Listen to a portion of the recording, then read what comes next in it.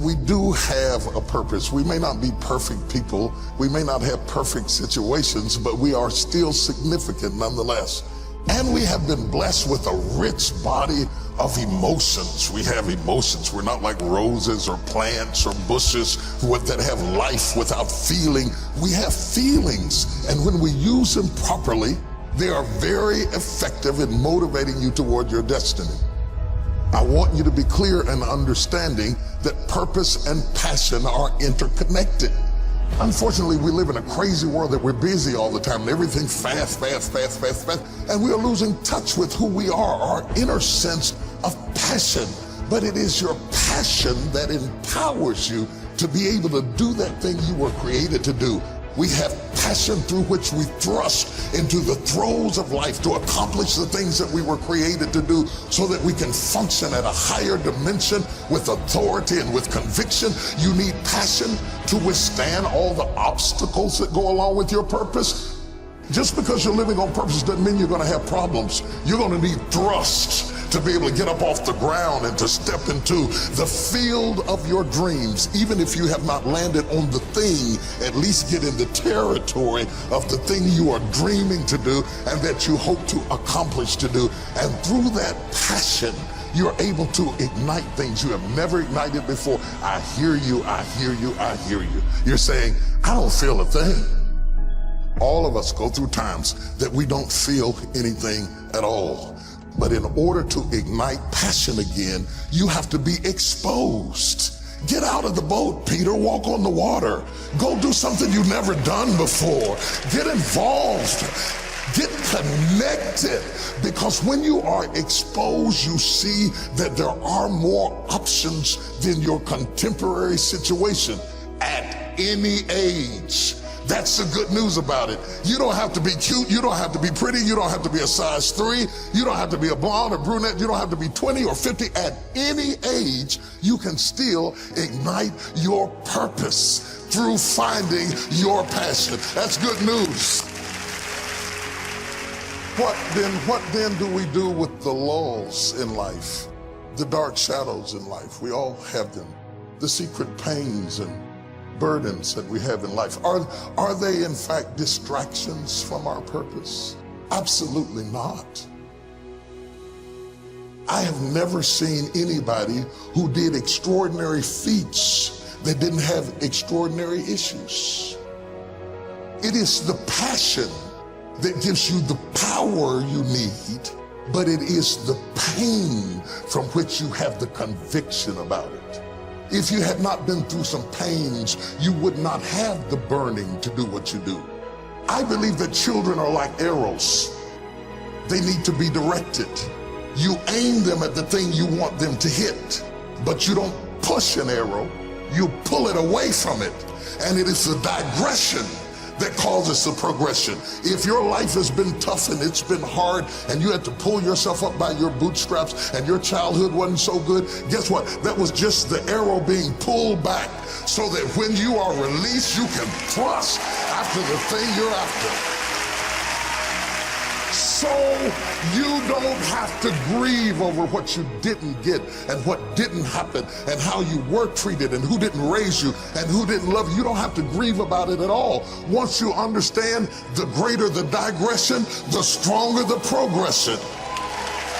If Nelson Mandela had not been incarcerated, had not been mistreated, had not been ostracized, he would not have the passion to do what he does. If Oprah Winfrey had not gone through the things that she had gone through, she would not be so committed to making sure that everybody finds their purpose and finds their dream and everybody gets healed and everybody's okay. I'm telling you, what you think is working against you is actually working for you. My challenge in our generation is that gradually through entertainment, through television, through media, through every way possible, we are living in a generation of the dumbing down of ideas. Because we have traded effectiveness for busyness. Statistics say we are busier than any other generation we have seen in the last 300 to 400 years. We are so busy. We are busier than a one-arm wallpaper hanger. We're just busy.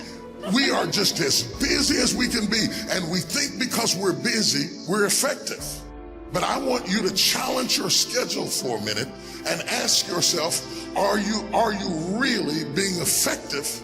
Or is your life cluttered with all kinds of stuff that demands you and drains you and taxes you and stops you from being your highest and best self? And are you substituting busyness and all the chaos that goes along with busyness from being effective? Let me tell you, a bunch of scientists got together and they began to do some research, and they begin to determine that 80% of the things we do are busy things that we do in an area that is not effective, that the average person only spends 20% of their time doing the thing that they are really gifted at, created at, passionate about, excited to do, and the rest of it is all the dismal, dumb stuff that we all have to do in order to survive. Just crazy stuff that we're doing. Wonder what would happen if we would go from doing 80% of things that are busy but not effective and 20% of the things that are really effective if we would switch those numbers around and only give 20% of our time to the things that we have to do and 80% of our time to the thing that we were created to do. Wonder what would happen to your life. Now think about it a minute. There's a lot of things you could take from me and I could make it. You could take my suit, I got another one. You could take my car, I could get another one. You could take my house, I could get another house. But when you take my time, you have taken something from me that is totally irreplaceable. We take all kind of classes for money management. We know how to manage our money. We know how to repair our houses. We're working on our hair and our bodies and all of this kind of stuff. We do everything except the most important thing is to value our time. It takes time to be creative. You were meant to be creative. You were created in the likeness and the image of a creator, and in that likeness and in that image, you have creativity. If you had time, you would be creative. But in the absence of time and with busyness and clutter and the phone, beep, beep, beep. Y'all got music playing on your phone, all kinds of stuff. And no matter what kind of song you put on it, after a while you hate to hear it, because every time you hear that sound, you know it's somebody else wanting something else from you that's taking you away from what you are gifted and creative to do. This is a life class. That means that we have an opportunity to learn how to maximize our lives. Think of the things that you're doing that somebody else could be doing. And think of yourself as a precious commodity that you are going to reserve your energy for your highest and best use. The first thing we teach people that understand their significance, if you are doing anything that somebody else in your life could do, you are not reserving yourself for your highest and best use. We are not using our life, our time, our energy for our highest and best use. And something in the back of this brain back here is going ding, ding, ding, ding, ding, ding, ding, ding, ding. You're missing it. You're missing your life, your purpose, your passion, your excitement, your enthusiasm. And through these classes, what we want to do is shake you and rattle you and stir you up to understand that every moment is a gift, every second is a gift, every thought is a gift, every idea is a gift, every opportunity is a gift, everybody you meet is a gift. You are gifted with opportunities, and I want to show you how to begin to maximize what you've got. People will define you by how they met you. Whether it may be girlfriend, mother, banker, whatever it is, they define you right there. They put a period. But if you have the capacity to do more, turn that period into a comma.